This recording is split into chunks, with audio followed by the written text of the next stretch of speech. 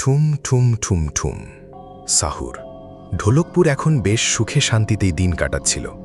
না আর কোনো লাশ পাওয়া যেত, আর না মাঝরাতে ভেসে আসত কোনো আর্তনাদ। কারণ ঢোলকপুরের রক্ষক হয়ে মাঝখানে দাঁড়িয়েছিল থুম থুম থুম সাহুর। এখন প্রতি পূর্ণিমা রাতে ঢোলকপুরের মানুষ সাহুরের সম্মানে শুধু একটি প্রদীপই জ্বালাত না, বরং দিনটিকে একটি পবিত্র উৎসব হিসাবে পালন করত। কিন্তু এক পূর্ণিমা রাতে, যখন ঢোলকপুর আলোয় ঝলমল করছিল এবং সবাই উৎসবে মেতেছিল, ঠিক তখন দূরে শান্তিপুর গ্রামে এক পুতুল গুড়িয়া তাণ্ডব চালাচ্ছিল। শান্তিপুরের মানুষের সেই বাঁচার আকুতি সরাসরি সাহুরের কানে গিয়ে পৌঁছাল। আর্তনাদ শোনা মাত্রই সাহুর সেই শুকনো গাছ থেকে বেরিয়ে এলো এবং ঢোলকপুরবাসীকে বলল, আমাকে যেতে হবে, তোমরা উৎসব চালিয়ে যাও, আমি জলদি ফিরব। পরের মুহূর্তেই সে অন্ধকার চিরে শান্তিপুরের দিকে রওনা দিল। ঢোলকপুরে ঘনিয়ে আসা বিপদ। সাহুর চলে যাওয়ার পর ঢোলকপুর হঠাৎ এক অদ্ভুত নিস্তব্ধতায় ডুবে গেল।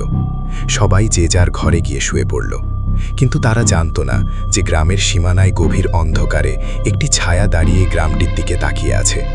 ছায়াটি ফিসফিস করে বলল, এবার শিকার শুরু।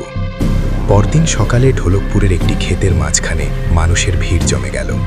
মাটিতে একটি লাশ পড়ে আছে, শরীর নীল হয়ে গেছে, চোখ দুটো এমনভাবে খোলা যেন মৃত্যুকে দেখে আতঙ্কে জমে গেছে। ঠিক তখনই ভিড়ের ভেতর থেকে এক মহিলা চিৎকার করতে করতে এলেন, আমার বাচ্চা রাত থেকে নিখোঁজ। গ্রামবাসীদের ভয় এবার চরম আতঙ্কে রূপ নিল। সবাই হাঁটু গেড়ে বসে কাঁদতে শুরু করল। সাহুরের প্রত্যাবর্তন ও নতুন শত্রু। ওদিকে শান্তিপুরের সেই পুতুলকে বিনাশ করে সাহুর ঢোলকপুরে ফিরে এলো। সাহুর ভেবেছিল সব ঠিক আছে, তাই সে আবার সেই শুকনো গাছে পরিণত হল।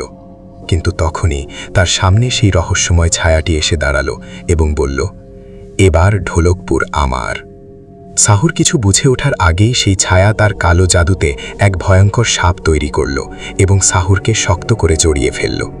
সাহুর রাগে ফেটে পড়ে জিজ্ঞেস করল, কে তুমি? ছায়াটি শুধু এটুকুই বলল, 150 বছর আগে।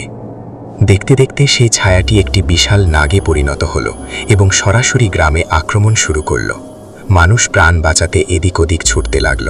চারিদিকে শুধু হাহাকার আর চিৎকার। সাহুর অসহায়ভাবে সব দেখছিল, কিন্তু আষ্টেপৃষ্ঠে জড়িয়ে থাকায় সে কিছুই করতে পারছিল না। মহারাজ রাইস্টারের কাছে সাহায্য। গ্রামের কিছু মানুষ কোনো মতে প্রাণ বাঁচিয়ে মহারাজ রাইস্টারের কাছে পৌঁছালো এবং কাঁদতে কাঁদতে গ্রামের সব ঘটনা জানালো। সব শুনে মহারাজ স্তব্ধ হয়ে গেলেন। বন্ধুরা, এবার কি মহারাজ রাইস্টার ঢোলকপুরকে বাঁচাতে পারবেন? তিনি কি